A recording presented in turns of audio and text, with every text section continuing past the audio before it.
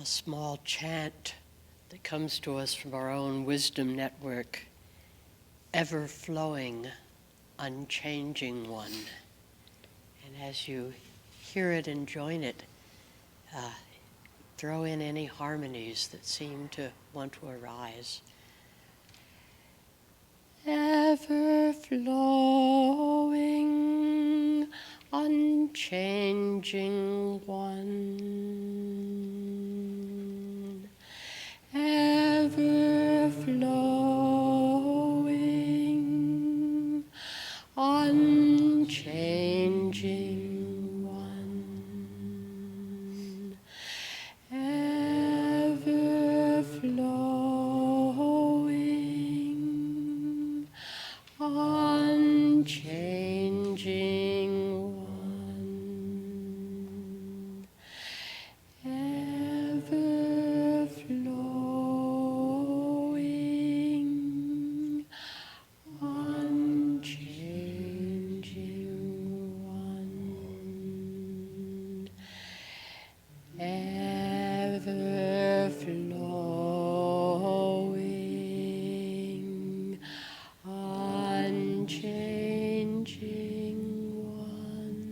unchanging one, ever-flowing, unchanging one,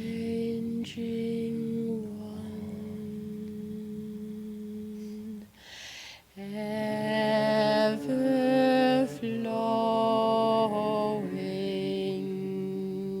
unchanging one, ever-flowing, unchanging one,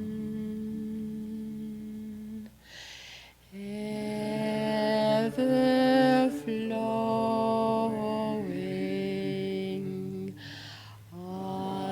unchanging one,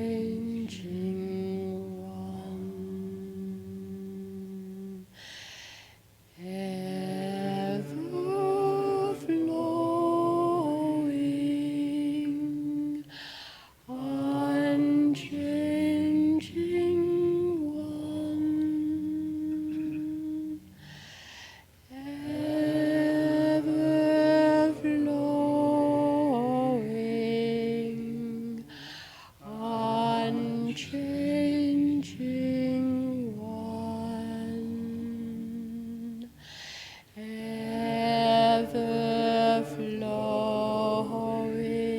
ever-flowing, unchanging one, ever-flowing,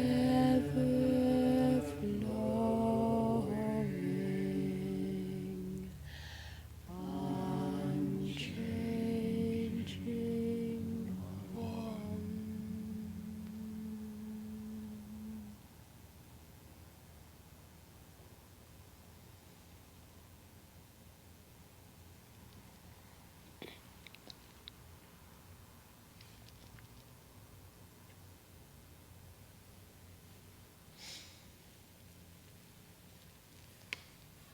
I'd like to pick up, as we start round 2 this morning, just touching base on what may be a technicality, but I think that it's an important enough technicality that it needs assent or a little input from this group, confirmation.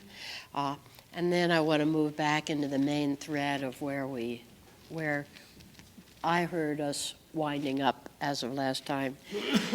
So this matter of true self, false self, it seems that Thomas has been working increasingly in his teaching toward the end on two levels with the use of this term.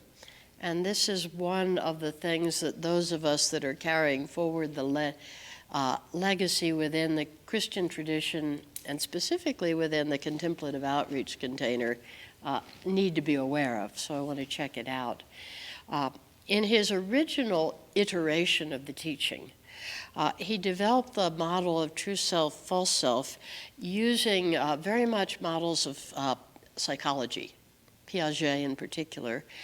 And the false self, or the homemade self, became essentially his version of the neurotic, wounded self, the self that was formed around the emotional wounds of a lifetime to protect and shield from our injuries in the basic areas of power, control, esteem, affection, and security and survival. So the false self was, in a sense, the neurotic self, giving the impression, which I think is still very, very prominently a part of the teaching and is in some sense true at that level, that the true self is essentially then what we call in psychological terms high egoic functioning. In other words, it's our sense of created selfhood, our natural endowments, virtues, joie de vivre, no longer encumbered by our attached baggage. So it definitely has form and identity and substance. Toward the end of his life, and I think germinating and percolating as one of the real shared insights in his interspiritual non-dual circle, if I'm hearing correctly, the false self becomes increasingly for Thomas any form of constructed selfhood. Mentally constructed, emotionally constructed, any sort of substantial point of reference. And for him then, the true self, if he uses the term at all within this last transformation of his life, becomes the point of no reference, the self that has no face, the self that is the sliver that doesn't come up anymore. So it becomes, for him, true self is certainly converging closer and closer to what would traditionally be called no self. And I think this is a knowing that essentially took place and shape during the last, particularly 5 years of his life, and was germinated basically within his interspiritual container and is not widely yet promulgating out into his teaching. So I just wondered if you could offer me confirmation or clarification on that before we move on, because it will be an important point going forward. Does that seem like that's so to you, or any? Yeah, Swami. Just one brief comment, and that is that I remember Tom from the mid-90s. Like this? It still doesn't, it's not... Yeah, it's not. It's okay.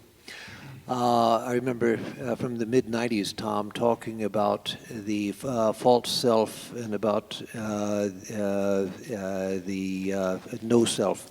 In fact, that time, which I referred to earlier, when he said, I don't know if this is good Catholic doctrine. In fact, I don't know if it's Catholic doctrine at all. Then he went on to say that now I experience the sense of self melting. Mm-hmm. Mm-hmm. That was even in the 90s. Even in the 90s, yes. Yeah. So it might have become, and certainly I agree with your, the main point is that that idea went on developing with him. Mm-hmm. But the seeds of it I saw even in the mid-90s. Great, thank you. You have the comments? Rory?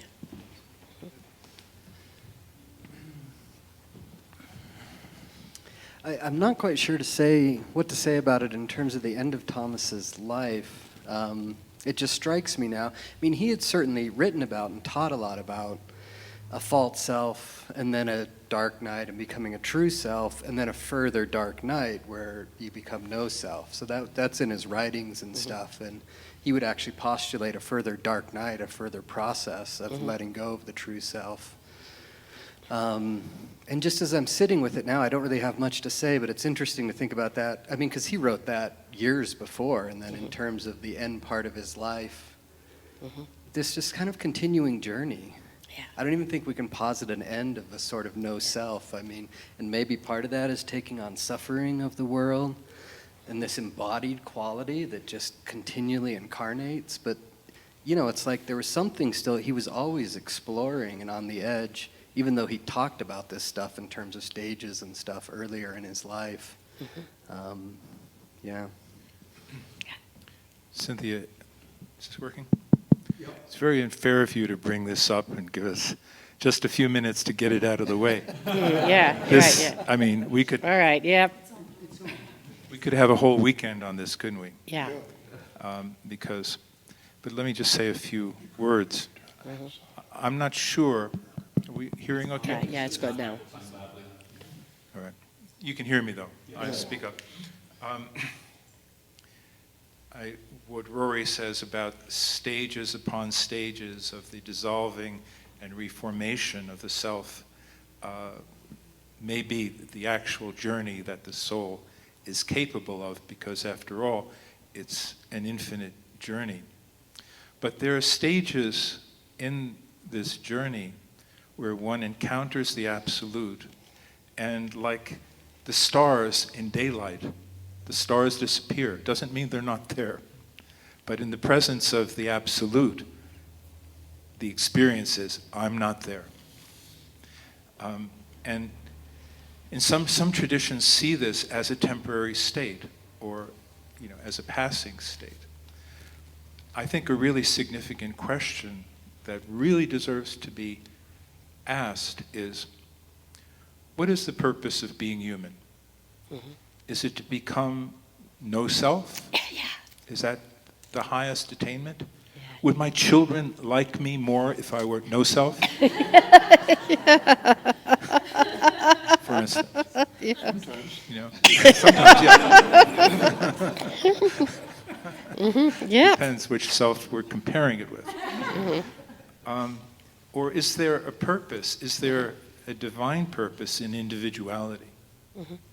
And what is the potential of individuality to embody, to encompass the divine reality, the spiritual qualities in a self that has dissolved and reformed and dissolved and reformed, and grows into a being that is able to manifest a full spectrum of qualities, not all of them necessarily sweet and subtle, some of them powerful and rigorous. So I think it's such an important question. Yeah. Beautiful. And I'm just bringing it up. No, thank you for that, because we're naming something very, very real here, and again, this fundamental East-West understanding is the idea to get out of the planet and to dissolve like the star into the absolute, or is it a post that we hold to bear form and individuality in this life anyway, for the sake of something else emerging?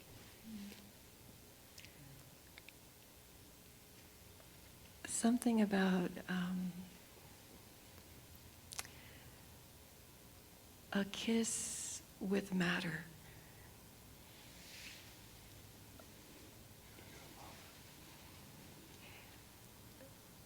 That spirit is continually manifesting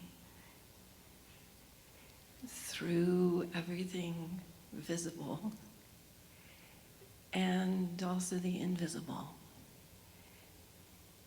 And you mentioned earlier too the question of including all of creation, and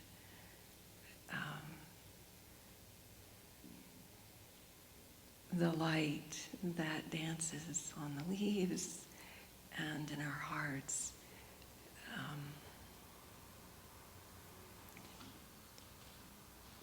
That as human beings, we have that capacity to witness and to stand on that threshold between the worlds.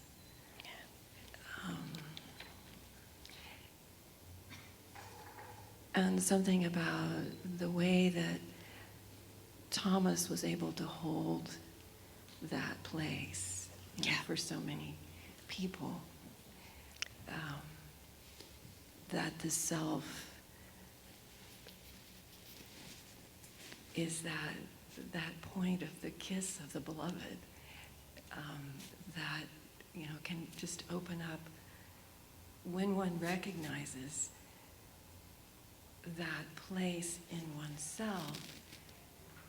One can become that doorway for everyone, for everything, to have that flowing. Yeah. Beautiful. Thank you. Thank you. Justin?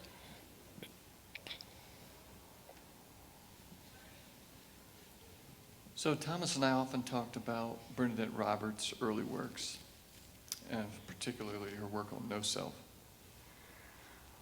And also, since I studied theology, we talked about no self and theology. And I can remember him talking about no self and wondering if it was meant for this world, for everyone. But for some, probably.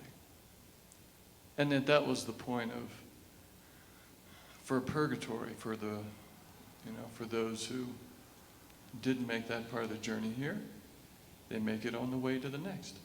You can do your homework on the bus. But when individuality comes in, I mean, to my knowledge, Thomas never liked fish. And at the end of his life, he still didn't like fish, as far as I know. So, whatever self was left, if there was self left,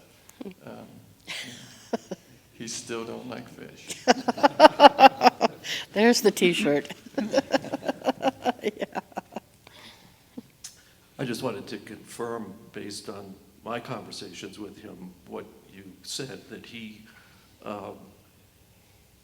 at the end of his life, the last conversations I had with him, definitely equated the true self with the constructed self. And just prefacing that, I've always thought that there's nothing more reinforcing of the true self or the self in Buddhism than talking about losing it. But at the risk of that, I think it's important to recognize that, certainly from a Buddhist perspective, self has nothing to do with individuality. It has to do with clinging and constructing, so that if you think of self more as a verb than a noun, it's something that we're in the process of continually creating and then recognizing and letting it drop away. It doesn't mean that our personalities drop away or our preferences drop away. What drops away is our clinging to those preferences. The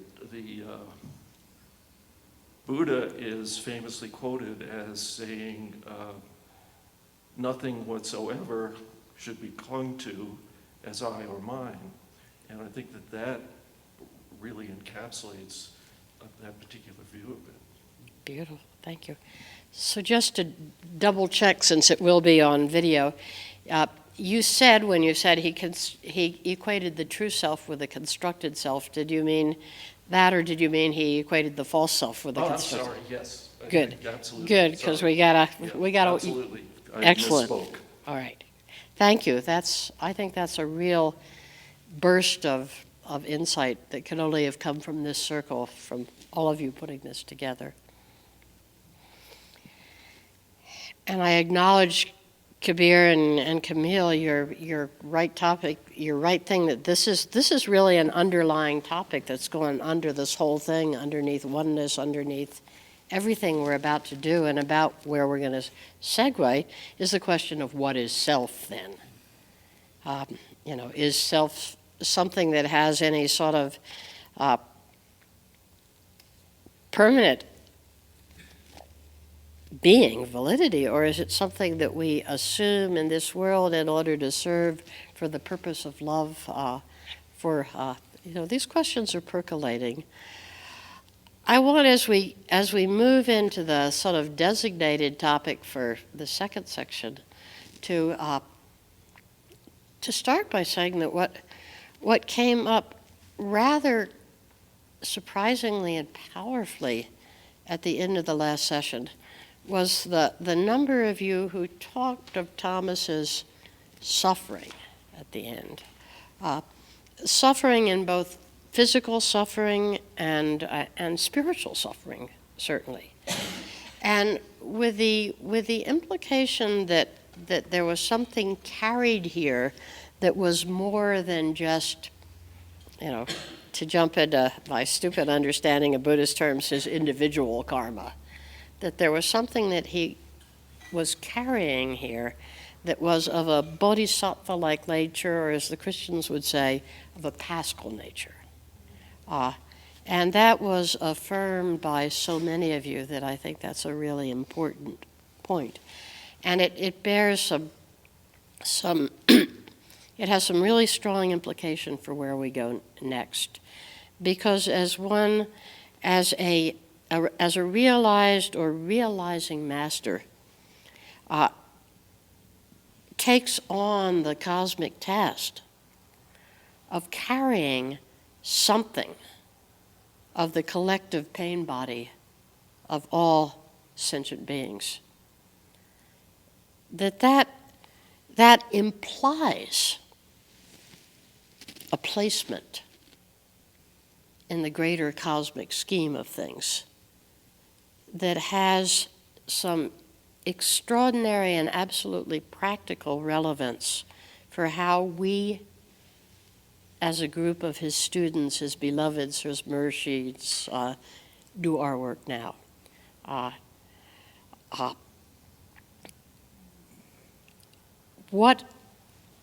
Many of the traditions speak, some in ornate detail, of the worlds beyond the worlds, of the realms beyond the realms, of the struggles to attain these realms, and of the assistance that can be offered once these realms are attained.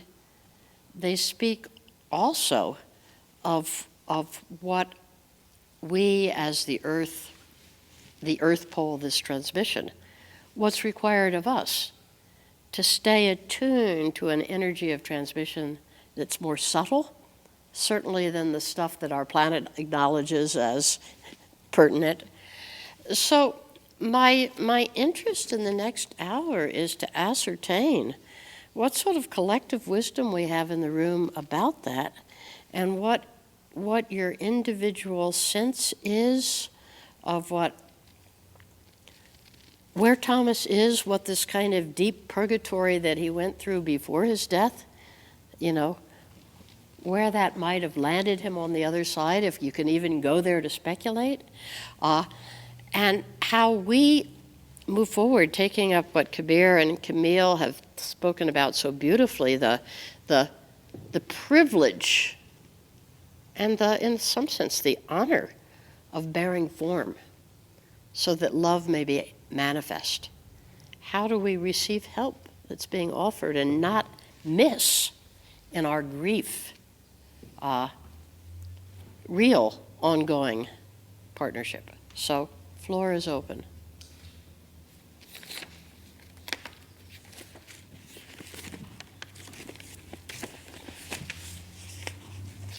Just talking to David after that, and it seemed like that in this configuration, suffering is a necessary condition for oneness.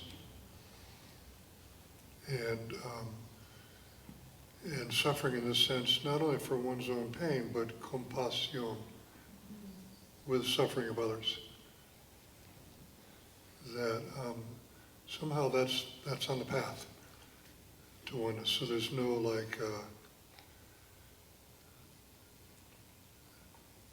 there's nothing that, they're not antithetical, they're necessary. And we see that in all the different traditions, in a way.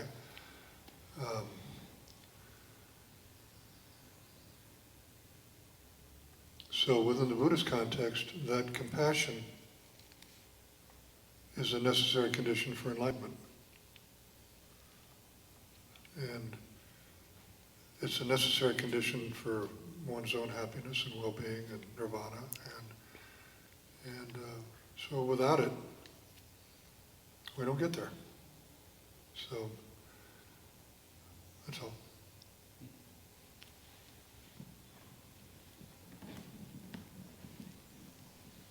Yeah, I wanted to just return a little bit to this question about the post-Christian aspect, and it carries on from what Cynthia just said, that there are implications to this understanding about the self at the individual level, and then what reflects that at the global and cosmic level. And the shift in mainstream science as of 2015 in a book that redefined the foundational questions of science, and the first one was natural selection, was that in any complex system, and absolutely in any system that involves conscious choice, nature, which would be evolutionary process, chooses that which serves the whole, not that which serves the individual. So it chooses cooperation as opposed to competition. So again, David Sloan Wilson, in his latest book, it's interesting, the title of which is Completing the Darwinian Revolution. And he announces at the beginning that it's a statement, it's a restatement to the mainstream scientific community of Teilhard de Chardin's cosmology.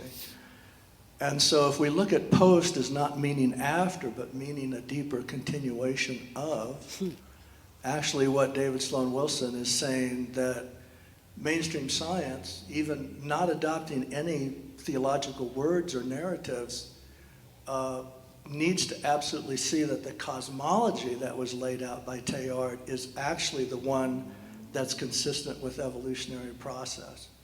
And that's huge, because he asked the question, could any species survive very long on this planet if the way it was operating was actually the opposite of how evolutionary process works? So the subtitle then is Completing the Darwinian Revolution. It's interesting. The title is This View of Life, and that is a quote in the last paragraph of The Origin of Species by Darwin. Darwin says, everybody in this room will get this, there is grandeur to this view of life. There is grandeur to this view of life. And then he refers to looking out at a natural landscape and seeing the wisdom of the interrelationships in that. So last thing to mention then is there's a film that's been done about this big transition, because the Harvard establishment, particularly E.O. Wilson, had to get on board with this shift. And they asked David, why did you stick with group selection and multi-level selection, which is where the data sets prove that natural selection chooses what serves the whole? Why did you stick with that when that was absolute heresy and certainly could have ruined a career?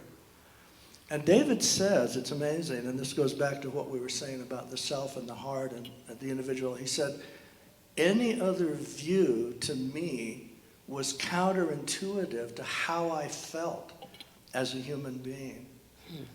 and also my relation to nature when I was a child, that it was so obvious that nature was not just about this, but it was about this. And so what the last part of that then is that the Dalai Lama found out about all this and then has invited David to go sit with him for 2 afternoons in October, November to discuss the implications of science taking this turn. Last thing I'll say, it's a huge surprise to me in the straddle between science and spirituality that such a main ally to the journey we're talking about would come from mainstream reductionist science simply based on data sets. That to me is amazing. But this is a huge turnaround. And I remember mentioning this to Thomas in the sense that instead of us all doing our work with the wind at our face, because people were telling us evolution is actually about this, it's not about what your heart is telling you, but to actually know that the wind is at our back in the view of evolutionary process is just an incredible sea change. So I just wanted to make sure we were all aware of this grand change in science.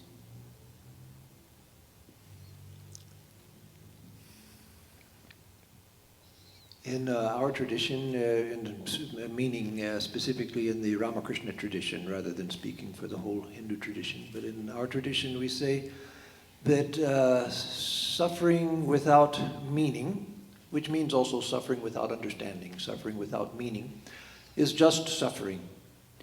But suffering with meaning, with a higher purpose, is no longer just suffering. Yes, there may still be pain. You may still see that the person is suffering, but it's not just suffering. The suffering becomes the less important part of it. If there's suffering with a deeper meaning, then suffering becomes transformative.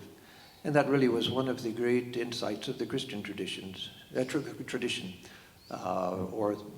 the illustrated by the life of Christ himself. That suffering with meaning, with a purpose, with a higher purpose, is no longer just suffering. People ask in context of the Bodhisattva's vow, or in our tradition of taking on suffering of other people, my suffering is so heavy I can't even bear my own suffering. How could I take on the suffering of another? How could I suffer for other people? But that fails to understand the dynamic at work.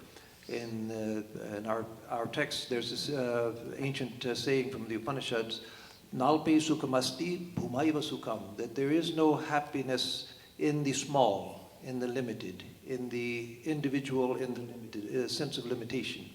Only the vast is happy. And so even suffering, if it becomes big, then it no longer has that same quality, destructive quality. It has an illuminating quality.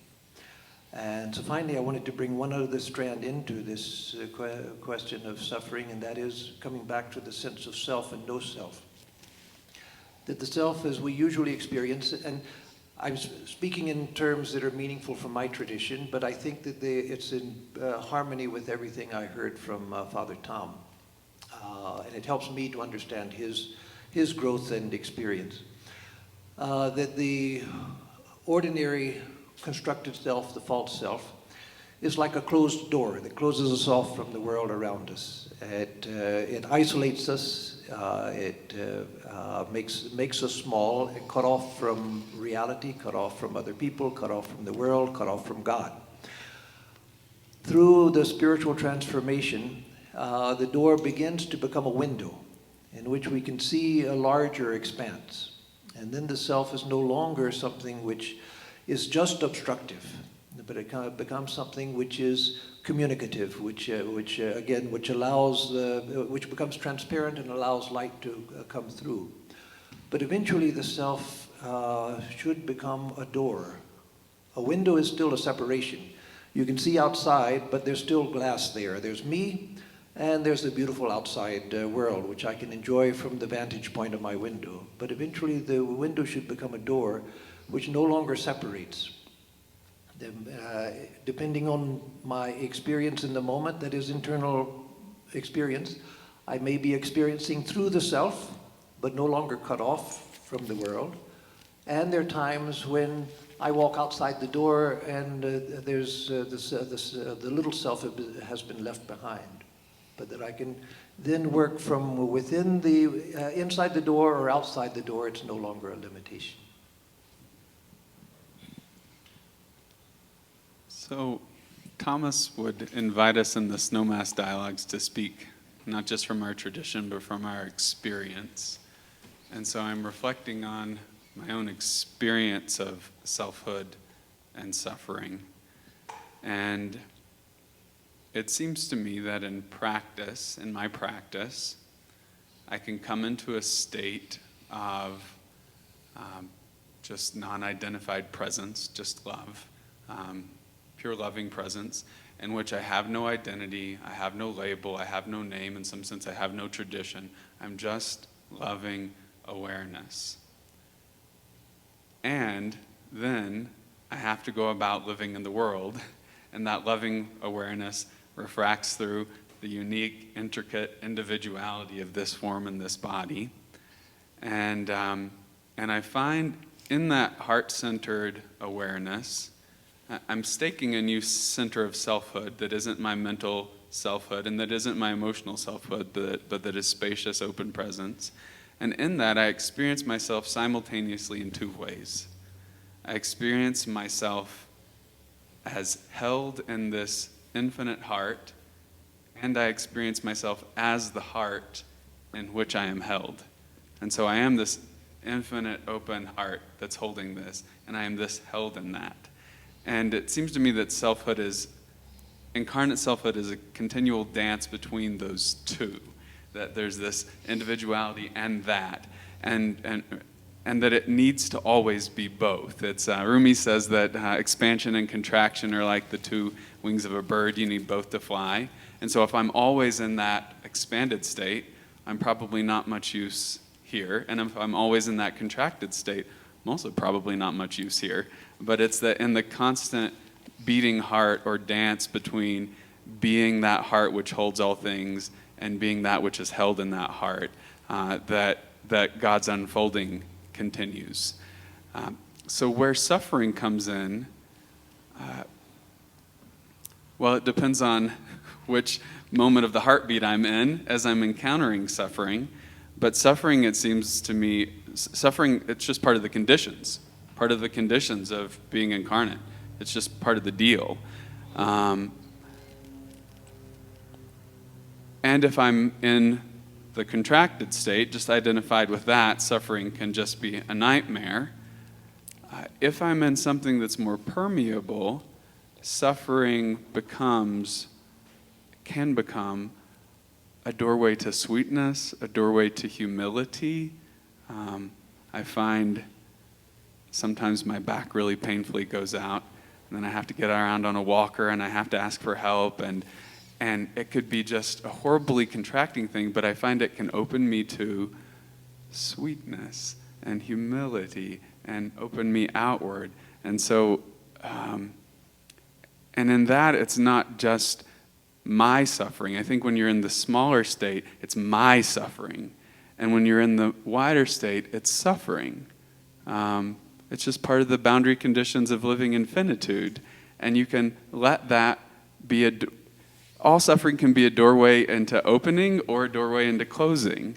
And so I don't know that suffering is necessary for awakening. Suffering is just part of the process of being in a body. But we can wield it for either possibility. I don't want to say it's necessary. I think there are some people who are very open who maybe aren't encountering lots of physical or emotional suffering. But it changes our relationship to it, depending on the level of selfhood we're identified or non-identified with. And so for me, it seems the journey, and what I see in Thomas, or saw in Thomas, is that journey towards increasingly being rooted in non-identified presence. So you're in selfhood that has no fixed point of reference. It's just I keep hearing, as people talked about this earlier, Hildegard Mechtild's phrase, the flowing light of the Godhead, and that self is a flowing light. It isn't a fixed, constructed thing. It's just a flowing light. So it's, I mean, at that point, self, no self, what does it matter? You're that flowing presence. But it flows through this thing that doesn't like fish, or that has likes and dislikes. And we dance back and forth.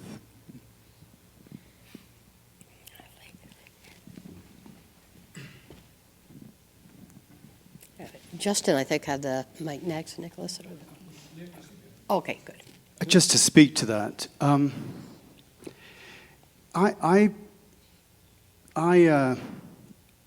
think the idea of the particular and the universal come together in the relationship between the particular in the transformation of consciousness. And I like this idea of emotional photosynthesis, that each of us has our own particular circumstances in life that is absolutely unique to each of us. We all have it coming towards us.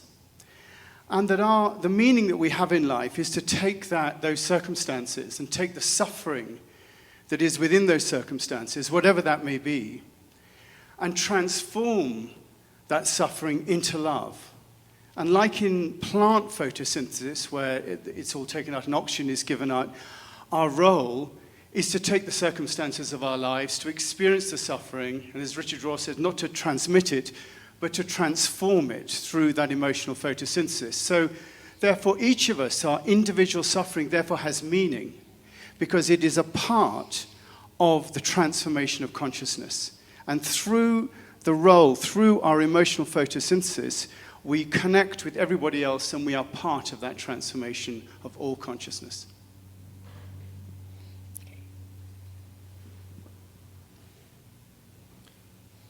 I remember three. This kind of piggybacks. I'm glad you went in between.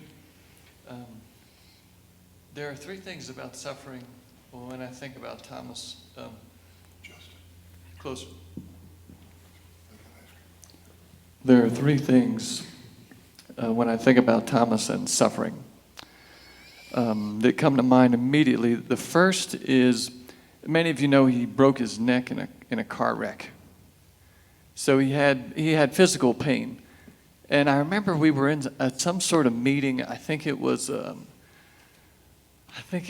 like centering prayer and 12-step. And he talked about physical pain. And then he said, in the morning when I wake up, I'm in such serious pain that I can't fathom getting out of bed. And then above me, I see Our Lady, and her hands are out, and we press our hands together, and then I can get up. So that's, to me, when I heard that, there's that kind of imaginal practice of interacting with the saints, particularly the Virgin Mary. And so later on, I started to have not the same kind of pain experience, but experience of Our Lady. And I went in to talk with him about it. And he says, well, I'm going to try not to do my impersonations of Thomas. Please do. Okay. Yeah. All right. So I just went on a little tirade with him about, I'm having this experience with the Virgin Mary. And as oftentimes when I thought this was, this is going to be so good, this is going to be, finally some progress. And he says, well, it is even better if you have the experience of no experience of Our Lady.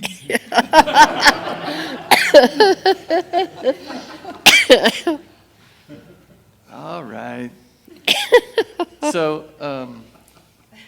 now the thing was, like 15 years earlier, he was pressing his hands to the imaginal presence of the Blessed Virgin Mary.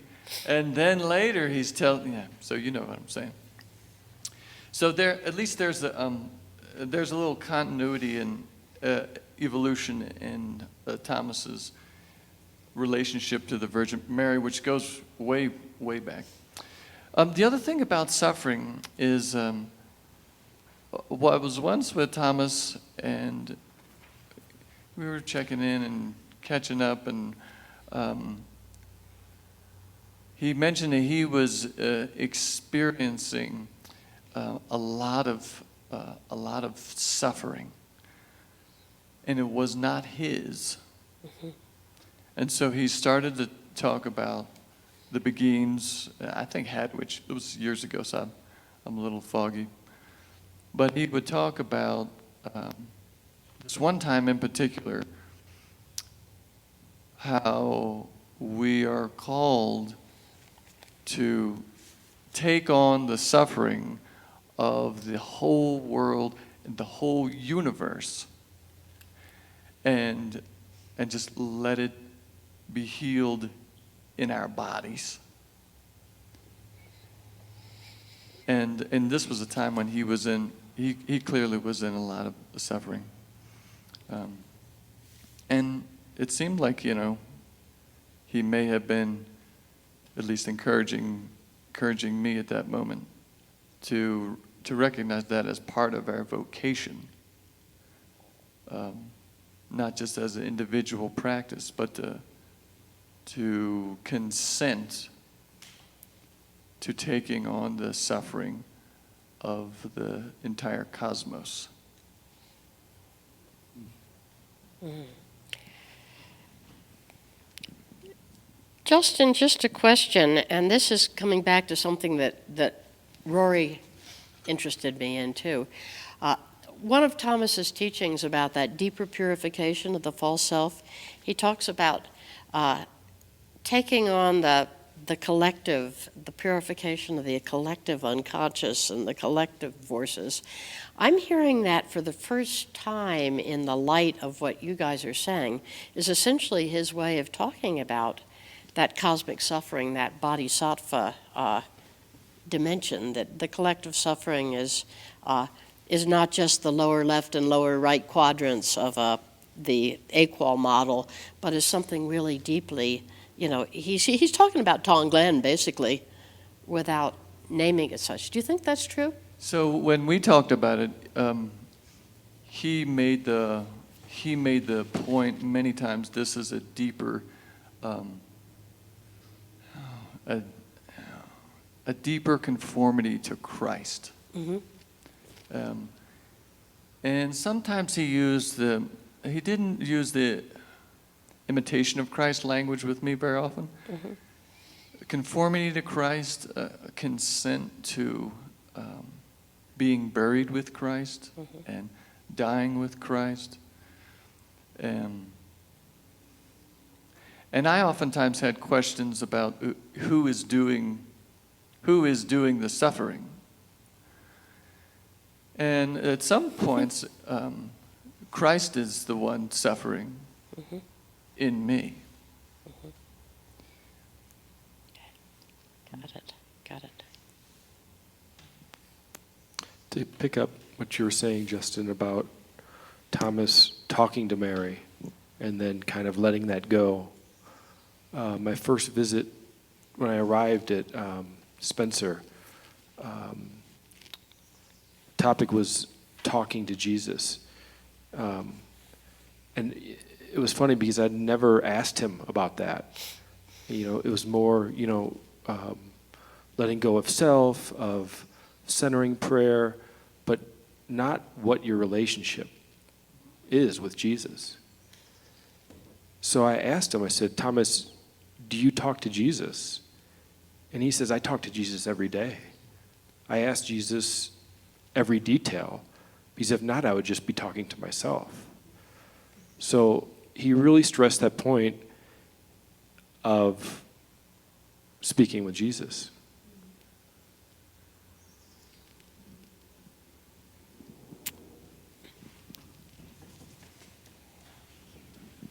I want to try and say something. Let's see if it'll come out. I'm such a feeler, and so I feel these things in my body, and often I struggle to find the words. But I want to refer back to my last visit with Thomas that I referenced last evening, where a few of us had gathered with him, and he was discussing this process of dying and that it's the hardest work of his life. And this transmission that happened with our group in his presence, I think this is what interests me, is the path that he took, which was one of suffering and self-emptying, made him this portal of such life-giving, transformational power that we've all been touched by. And so this is what interests me in terms of how do I follow that path? Because it's that transformational power and essence coming through one who is broken and open and willing to endure whatever pain and suffering that requires, that allows for that healing transformational power to come through us for the collective, for the whole, which is what we experienced as a collective body with him. And to me, this is hope for the cosmic, universal, global healing that we're all wanting to see. So how do we become that? That's what I want to pursue. Yeah, beautiful.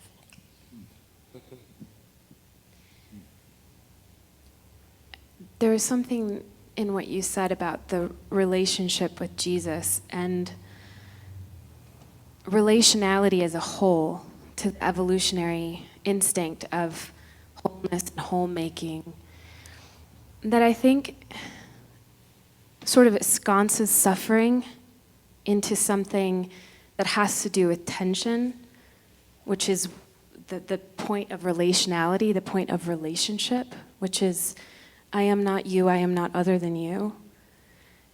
And that necessary eye of the needle that seems to be this reality of tension, whether the tension is experienced as suffering or profound pleasure, friction, energy, the necessary way that our world is held up.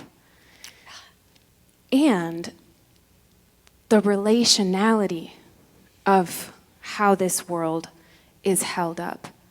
That through this tension is great creativity and life and joy, anguish, all of it together, that makes more life and more life and more life. And so, to the question of the other worlds, to that intuitive sense that we had in our hearts all along, evolution must be on this track toward creating more wholeness, and here now finally it's confirmed. Of course there are other worlds, of course. Now science is confirming some of it, how many dimensions there are, multiverse, whatever. But if relationality is the inherent structure of this universe, it probably is true of the whole thing as well. And so the permeability between realms feels kind of obvious. But last night, Will and Cynthia and I were talking about how strange it is that we don't talk about how real that is. Or we feel sheepish to talk about it because in a way it can sound as though we're trying to elevate a magical thinking of specialness. Oh, I was visited by the, whatever, saint or anything. When really I think it's quite ordinary. The other side is very real. The assistance is very tangible. And the relationality is in service toward what we are making together, both in this world and the other worlds together. So that great kind of cosmic unfolding that we're in together, I think that landing down into accepting the constraints of tension and relationality and working with it in service to creativity. That feels like it's landing in my heart.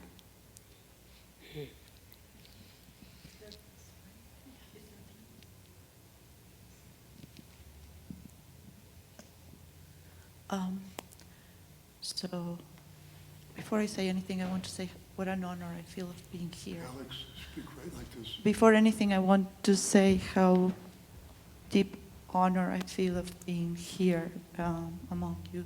So thank you. As I said yesterday, my relationship with the teacher, with Thomas Keating, was not in person. In person was really very small. But I followed him since that movie, through books, through the internet, through whatever means, and through subtitling his words. And he sometimes appeared in dreams. And talking about suffering, there was this particular very short dream in which I was part of a circle, and there was this wild crying and desperation outside the circle, wars, people in tremendous pain, animals in pain. It seemed like the whole world was in pain.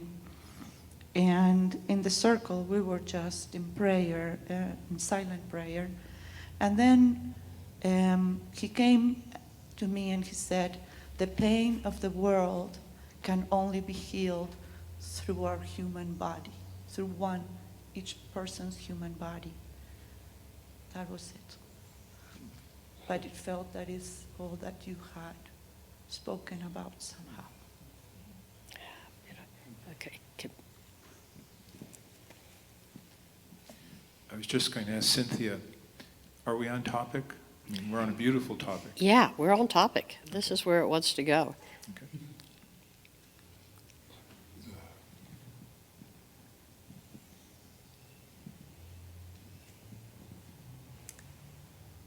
So I was just sitting here thinking of Thomas sitting in the circle with us in the semi-empty chair, absent of devices over there, or the empty chairs back here.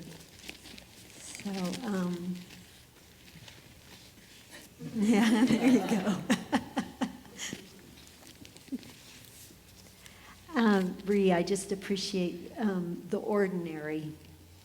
And in my own life of people who have died, of my relationship with them after they pass, and realizing that it's quite ordinary. In some ways, it's just learning, and I'm a baby in it, learning how to be in relationship in this different form. And I was thinking with Thomas sitting here, he would say, oh, come on, y'all. I'm just sitting here. I'm very ordinary in some ways, because I witnessed that. I experienced that with him often. If we put him too high on a pedestal or made it too magical or whatever, he'd just bring us right back, or me right back down. And with his suffering, I experienced that too, throughout the years, but then also in the last few months of his life.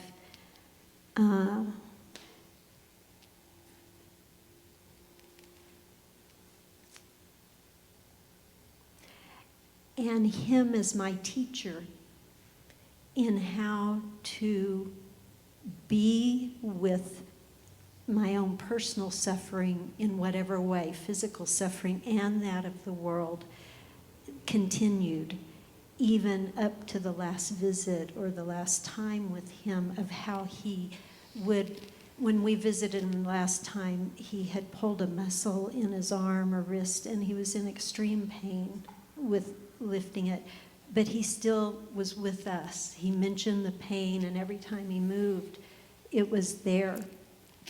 But just that very ordinary way of being in some ways in his body, and yet practicing to the very end of how to bring that and transmit it, as everyone has been speaking of, you know. And so he was, I think of His Holiness the Dalai Lama of saying, you know, I'm a beginner on the path. I'm on the path with all of you. And I want to bring that in. Yeah. That Yeah. Thomas is on the path. He's right here with us, and in the ordinary, in the relational. Perfect.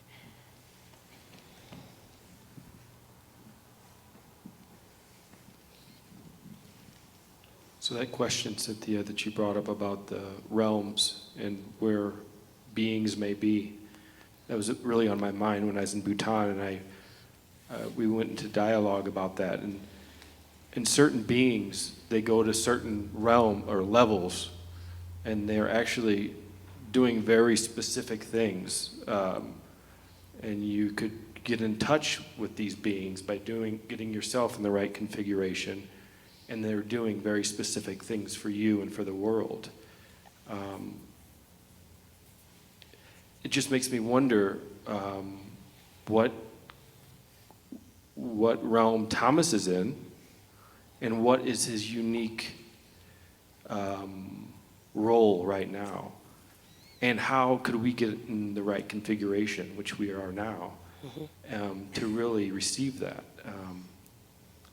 There's extensive instruction in the Buddhist tradition, but very limited in the Christian tradition, on how to work with beings. So I'm just raising that question.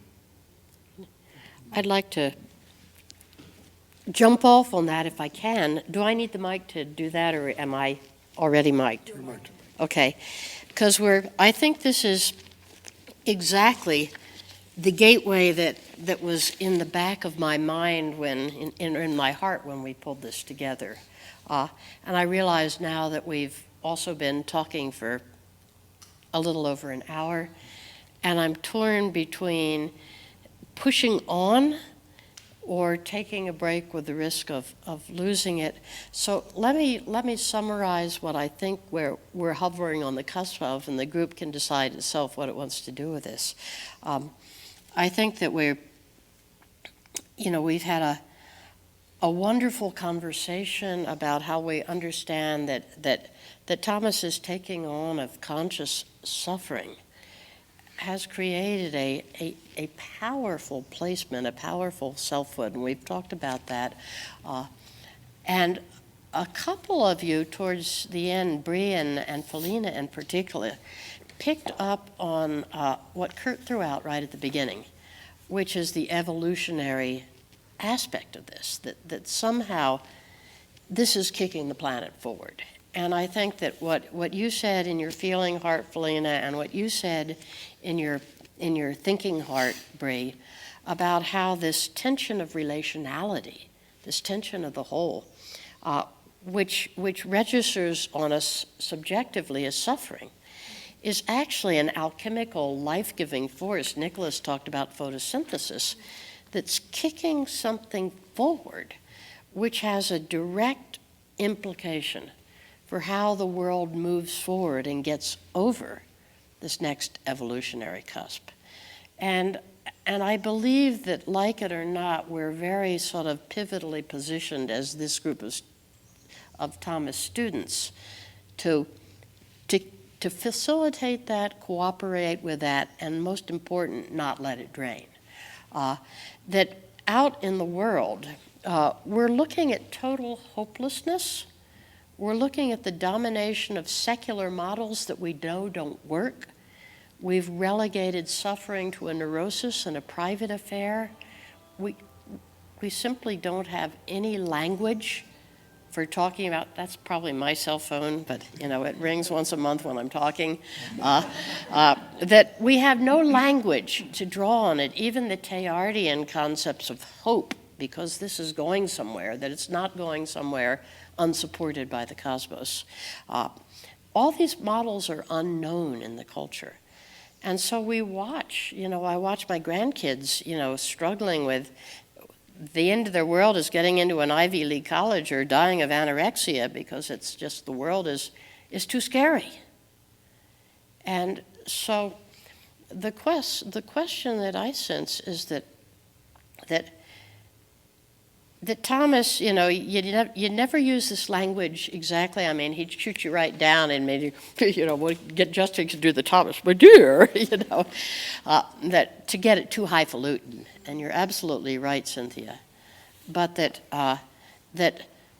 there is something that a burden he accepted, something he took on that led to the unusual circumstances of the length and difficulty of his death that's available to us as a sort of anchor point in a world from which help needs to flow into this realm. And how we language that, honor it, articulate it outward, and support it, I think is the conversation that can't even be had in this world. But it needs to be had here and now. And I wonder, first of all, if you're willing to continue on the veins of that conversation, or whether that's just my own thing working. And second, whether we need a break first before we can do it, and then come back and do that for a few minutes, or do we want to just let that one hang? Yeah. Can I interject? Sure. And say we need to be out of here, all stuff out of here by 12:25. 12:25. Okay, good. Good. That will work. And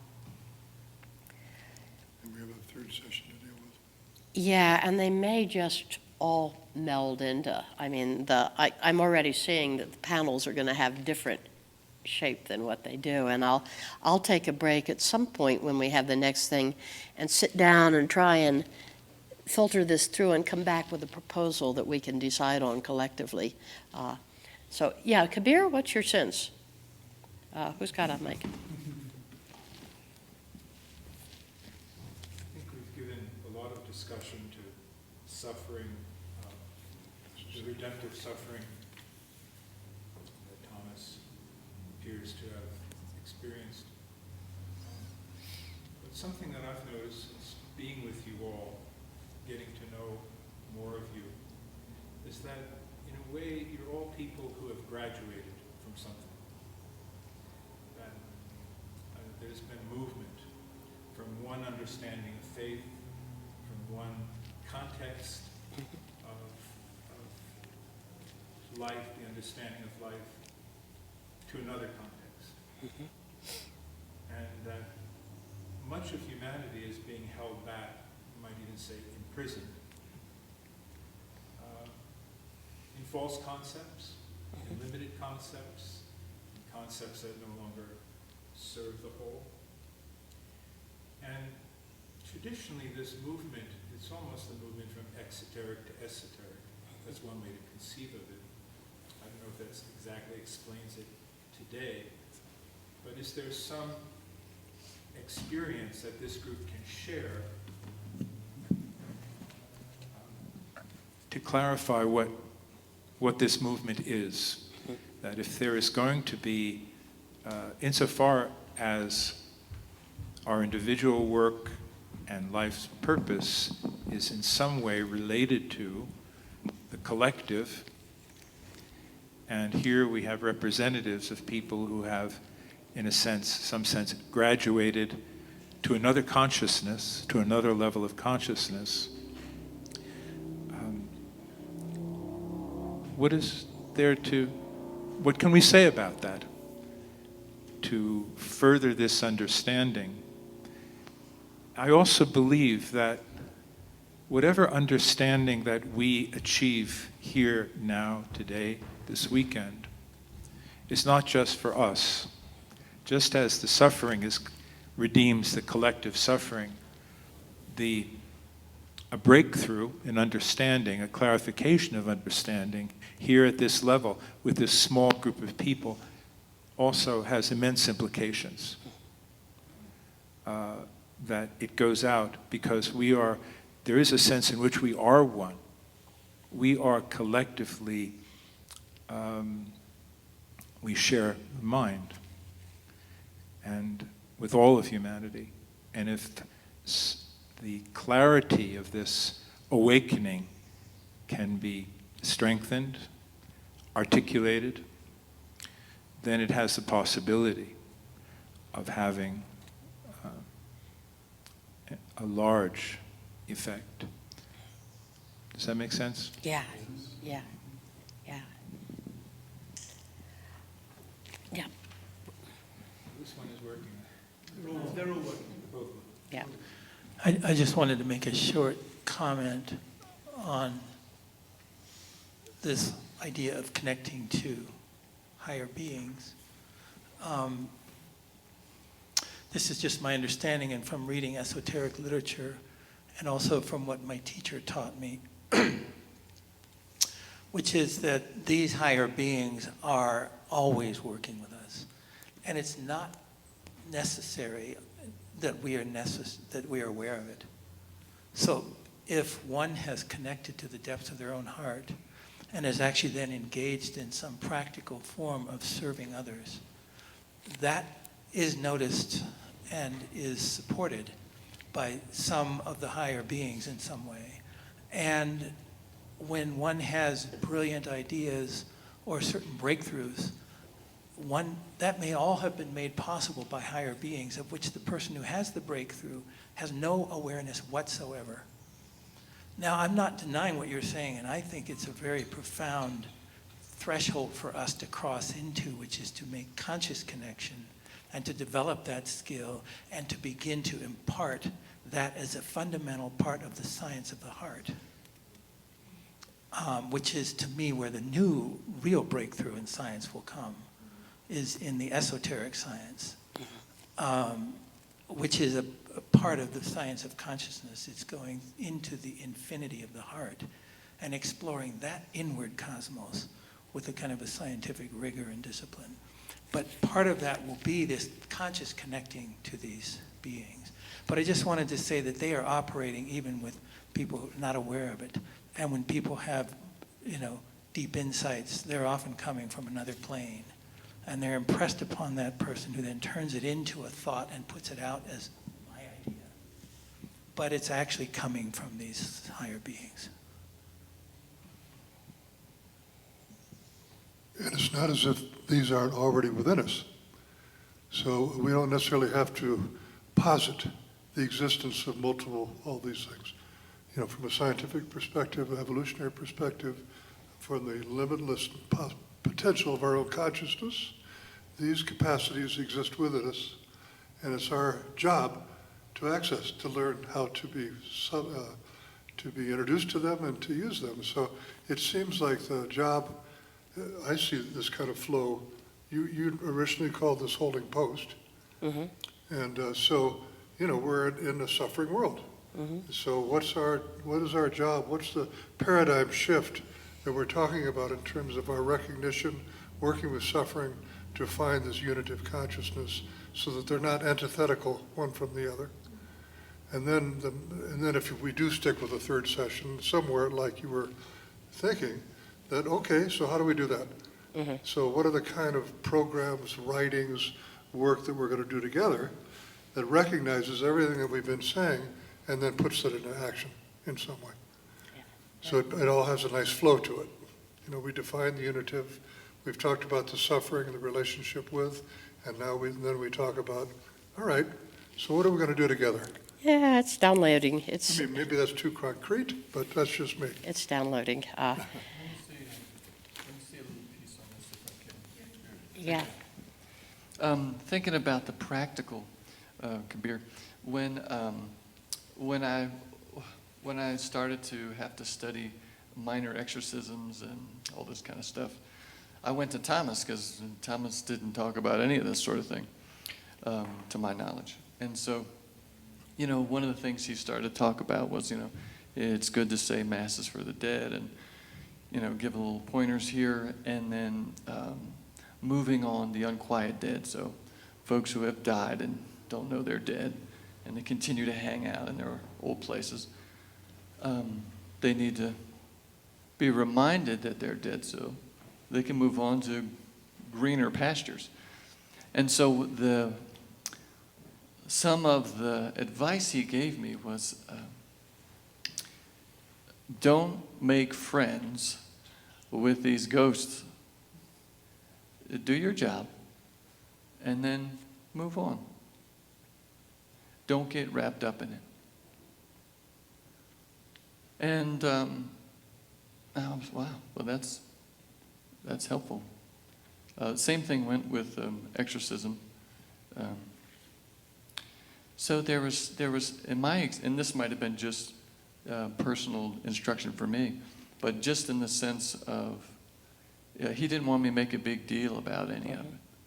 You know, yes, there are ghosts. Help them out, and get on with your day. You got laundry to do. But also recognizing that it was a really profound ministry, particularly for the dead and the folks whose house they were messing around in. So anyway, for what that's worth, there are a few instructions from Thomas on some of the imaginal. Perfect. And it's 11:30. I want to channel Rami for 1 minute.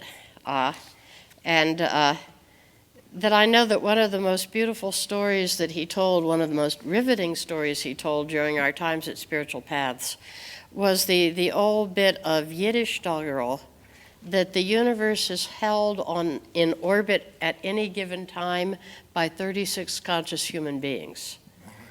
And they don't know that, they don't know the other 35, and they don't know if they're one of the 36. But so in a sense, that means they're all working in complete nothingness, not with self-importance. But the quality of the presence, of the work they do, of the way they align themselves, is of such sufficient strength that it really creates a palpable field in which the exchange of help and transmission and life-giving force can continue. And I continue to have the sense that not so much out of personal self-glorification, which is to take it to the wrong place, but out of the sense of cosmic service for what's needed right now. Humankind is dying on the vine for the lack of ability to access the fundamental hope that lies embedded in that question that Kabir raised. What are we here for? What is our purpose? And in that question lies the meaning, the transformation, the relationship, the life. And since our institutions have been so co-opted with this kind of postmodern skepticism and alienation and timorousness to speak out the truth of the help of the good, the true, and the beautiful, almost the greatest act of courage in the world is to speak that and to live it. And how that's created, I don't know, but I feel so strongly in myself that it's one of the fundamental obligations or invitations that Thomas left for those who walked with him in this journey in a particular way, to say, okay, you guys figure it out, but do it, you know.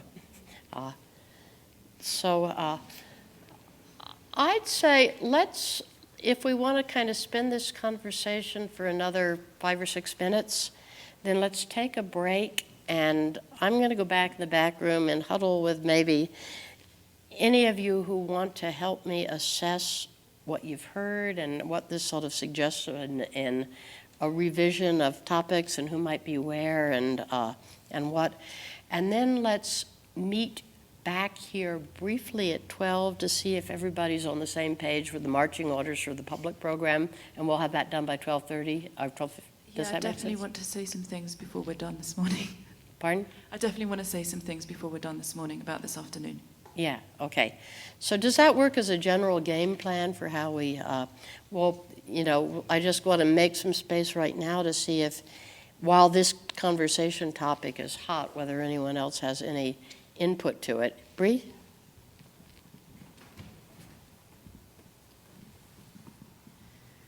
I think something is emerging around a lot of field of research around the existential crises that are happening in our world right now. And a big topic that has come up is communities of belonging, the absence of communities of belonging, the absence of these middle structures that so many of us have had that no longer are available to so many. It's not just our postmodern institutions that are failing us, right? Most of our institutional structures, if not all of them, are dying and going through a transition.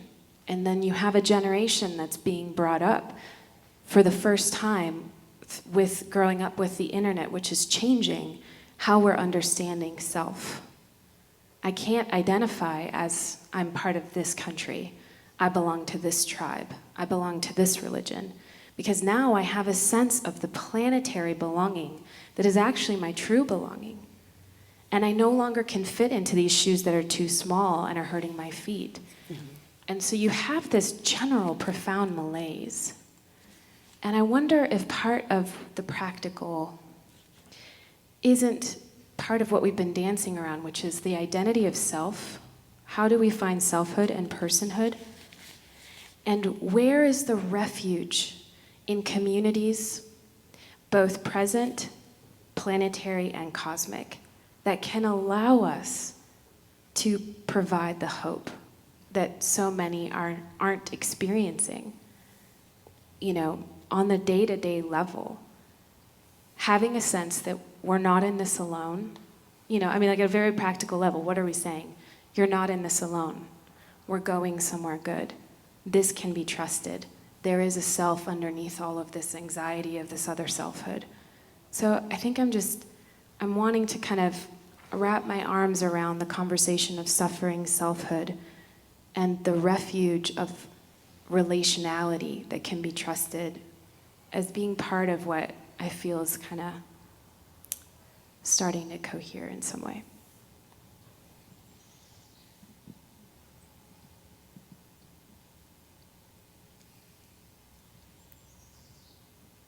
So last night, Cynthia, you were talking about not having a rudder, or where is our hub, in a sense. And as you were speaking today, or all of us, this is the rudder, and finding that within the relationship with each other.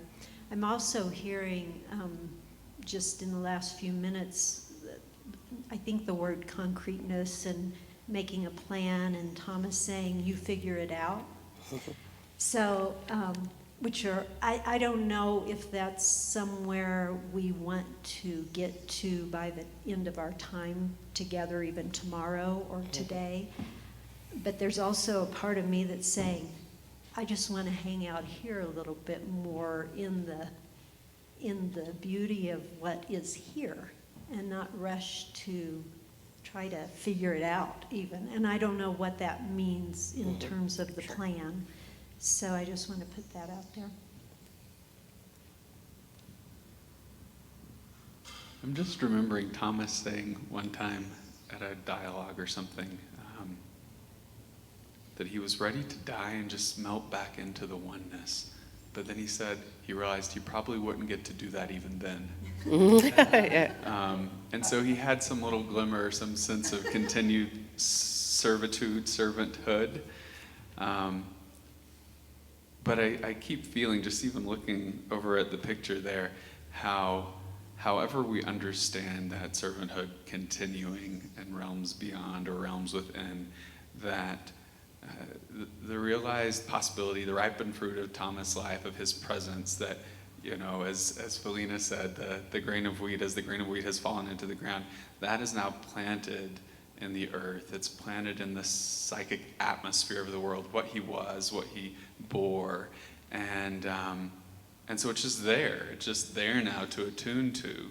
And you can do it by just looking at his sweet face, you know, and then you just feel, there, you know. So I feel like if we wonder, you know, how does he continue to teach us or aid us? Well, you just tune in, like, let his heart be planted in your heart, and then it continues to unfold and guide and teach from there.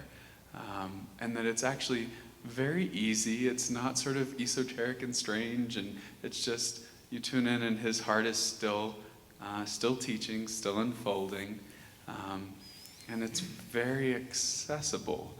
And this goes back to the energy of devotion from last night, that, you know, devotion, where we direct our devotion is what we become. And if we're devoting ourselves to qualities of Thomas, we're actually awakening them in us.